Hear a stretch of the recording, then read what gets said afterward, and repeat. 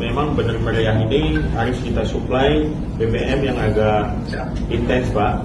Karena begini, sekarang sedang dikerjakan upaya untuk menerobos longsor dari jalur darat ya, lewat simpang KKA itu. Cuma ini kan dikerjakan dari satu sisi, dari Aceh Utara. Nah, akan bagus kalau bisa dari Bener Meriah juga dilakukan upaya untuk menerobos longsor itu. Nah, kendalanya Pak Arya itu soal BBM.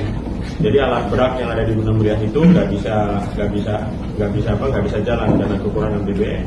Nah, semalaman kita bicara itu Pak, apakah yang pesawat Susi Air itu sudah mendarat di Rembele?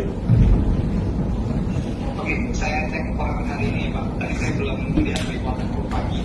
Ya. Karena saya belum dapat, saya tanyakan ke tim. Ya. Saya akan segera Ya. laporkan BBM untuk diisahkan. Ya, kalau bisa disegerakan Pak, jadi nanti mungkin bisa diinformasikan ke kita, karena nanti kita akan kontak Bupati Bener Meriah untuk soal alokasinya Pak. Jadi kalau bisa nanti kita alokasikan untuk alat-alat berat dulu, supaya bisa bergerak untuk membantu membersihkan longsor itu Pak.